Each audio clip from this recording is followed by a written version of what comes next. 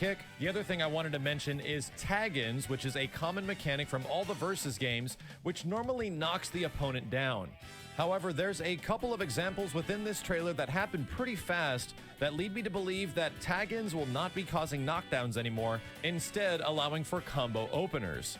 There's a moment where Ryu rushes in right after X performs a combo, which you would think is consistent. However, this is an edit as Ryu is coming in from something completely different. Iron Man is recovering from a move, and Ryu rushes in with the blue glow, which is commonly associated earlier with the combo tag mechanic. The next example is also a clever editing cut of Ryu landing to the ground while Captain Marvel comes in with the exact same blue glow, appearing to do the same thing that Ryu just did. I think this is some pretty good evidence that the tag-in character from Marvel vs. Capcom Infinite doesn't fly in at an angle and knock the opponent down, instead dashing in on the ground and opening up with an attack.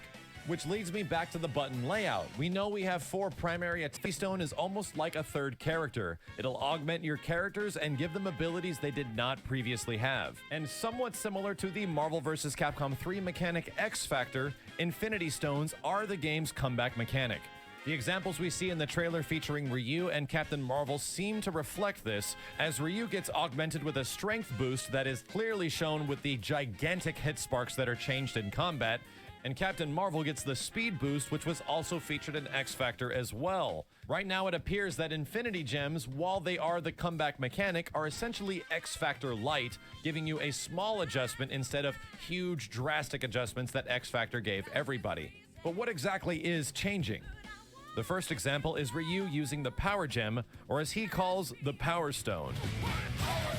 I really hope that's a hint at future characters. In this situation, it appears the gem is already active as Ryu is in a weird mystical and galactic purple background. He pops the Power Stone mid-combo, sending Captain Marvel into a wall bounce and what also appears to be a hard knockdown. What follows could be one of the biggest changes of Marvel vs. Capcom 3 going into Marvel vs. Capcom Infinite, and that is off-the-ground attacks, as Ryu simply does a standing light kick, which picks up Captain Marvel off the ground, allowing him to continue the combo. Whether or not this is a modification of the Power Stone being activated, we don't exactly know. Light kicks in previous Marvel vs. Capcom games did tend to pick opponents up off the ground, but not in Marvel vs. Capcom 3. There were select moves that only were able to pick people up off the ground in that game, and this could be one of the biggest changes going into Marvel vs. Capcom Infinite.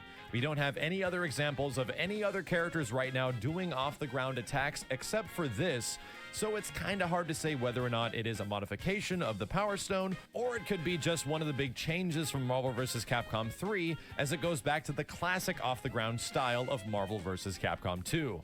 Of course, the Time Stone that Captain Marvel uses is a lot different. This time when she activates it,